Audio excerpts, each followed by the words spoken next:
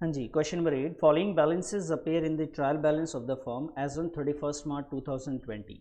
कह रहे जी 31 मार्च 2022 में ये कुछ बैलेंसेज गिवन है और यहाँ पे आप ये देखेंगे तो ये एक तरीके से मैन्युफैक्चरिंग कंसर्न है। मैन्युफैक्चरिंग कंसर्न ये होता है कि जो प्रोडक्ट को बनाता है उसके बाद बेच रहा होता है, तो आप इसीलिए यहाँ पे ना ओपनिंग स्टॉक जो है आपको रॉ मटेरियल और फिनिश गुड्स दोनों दिख रहे हैं। मतलब वो सामान जिससे अभी बन के सामान तैयार भी नहीं हुआ है, वो जो सामान को बनाने में काम आएगा वो रॉ मटेरियल, और फिनिश गुड जो बन के तैयार हो चुका है, तो दोनों का ओपनिंग स्टॉक है।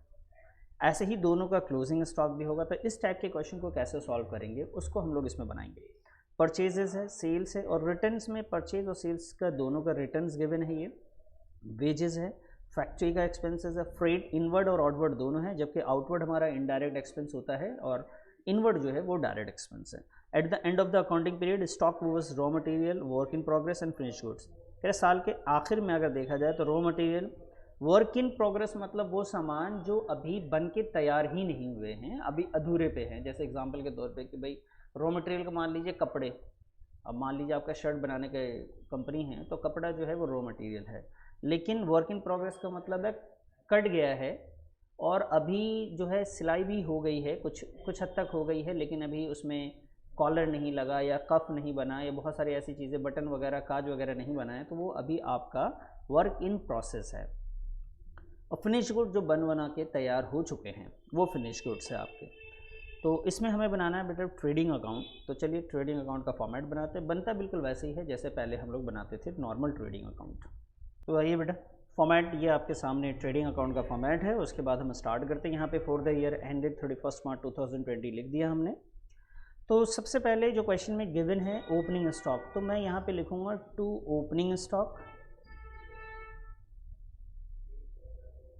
ठीक है बच्चे, ओपनिंग स्टॉक में आप क्या लिखेंगे, जो ये ओपनिंग स्टॉक है इसमें दो चीज़ें गिवन हैं आपके सामने। एक है रॉ मटेरियल।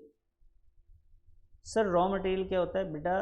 रॉ मटेरियल जो होते हैं वो आप ये समझ लीजिए कि जो स्टॉक बनाने के लिए, जो सामान को बनाने के लिए आते हैं वो रॉ मटेरियल्स हैं। और फिनिश गुड्स, फिनिश गुड्स का मतलब है ये सामान बन के तैयार हो चुका है। तो इसको ऐसे ही लिखना है, कुछ इसमें ज़्यादा चेंजेस वगैरह नहीं करना है, बस आपको ध्यान रखना है ओपनिंग स्टॉक। देन उसके बाद परचेजेस। परचेजेस में हमारे पास गिवन है 3,60,000 और परचेज रिटर्न भी है, तो पहले मैं 3,60,000 यहाँ लिखूँगा और उसके बाद लेस करूँगा परचेजेस रिटर्न को। बेटा परचेज रिटर्न जो है वो है 10,000, तो अगर इसे हम माइनस करें तो ये वैल्यू हो जाती है 3,60,000 में से 10,000 गए तो ये आ गया जी 3,50,000। उसके बाद आ जाइए डायरेक्ट एक्सपेंसेस में। जैसे हमें गिवन है वेजेस और उसके बाद हमें गिवन है फैक्ट्री के एक्सपेंसेस। फैक्ट्री एक्सपेंसेस तो वेजेस जो है बेटा वो 1,30,000 है, फैक्ट्री एक्सपेंसेस जो है वो 90,000 है। फ्रेट में भी है तो फ्रेट इनवर्ड और आउटवर्ड दोनों हैं, तो फ्रेट इनवर्ड लिखेंगे सिर्फ, फ्रेट इनवर्ड। और फ्रेट इनवर्ड्स जो है वो है 20,000, आउटवर्ड नहीं लेंगे। अब आते हैं यहाँ पे सेल्स के साइड में। हमने आउटवर्ड नहीं लिया क्योंकि इनडायरेक्ट एक्सपेंस होता है। सेल्स में आइएगा तो यहाँ पे लिखेंगे हम लोग क्लोजिंग स्टॉक। बेटा क्लोजिंग स्टॉक में हमारे पास है, एक है हमारे पास रॉ मटेरियल,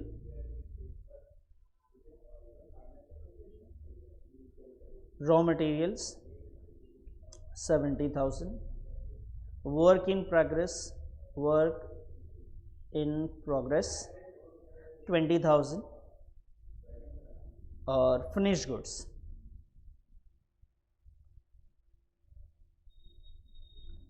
फिनिश गुड्स है बेटा ये 1,10,000, ये क्लोजिंग स्टॉक है। और एक हमें चाहिए होता है सेल्स,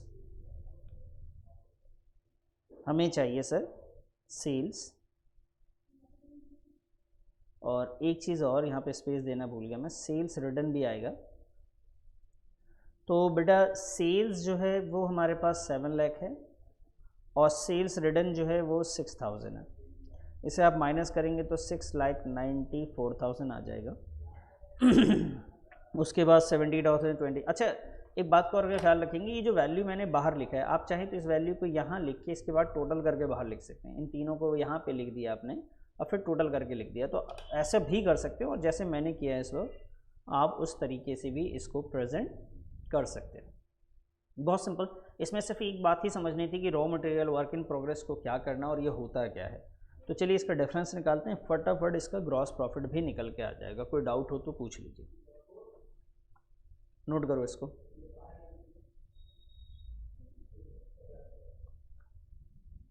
मैं इसका बैलेंस निकाल लेता हूँ।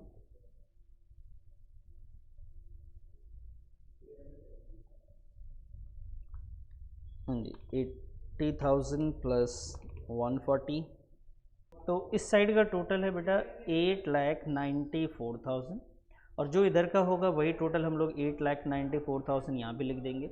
अब इसमें से जब हम माइनस कर रहे हैं, आप करके देख लीजिए, तो यहाँ पे आएगा बेटा हमारा ग्रॉस प्रॉफिट, और ये ग्रॉस प्रॉफिट जो है वो 84,000 है। ग्रॉस प्रॉफिट कितना है सर? ये 84,000। तो ये बहुत ही सिंपल सा क्वेश्चन था, बस इतना ख्याल रखना है इसमें कि जब ओपनिंग स्टॉक की बात करें तो ओपनिंग स्टॉक में रॉ मटेरियल दे दे, फिनिश्ड गुड्स दे दे या वर्क इन प्रोग्रेस भी दे दे, तो वो तीनों चीज़ें ओपनिंग स्टॉक में लिख देंगे आप डेबिट साइड ही।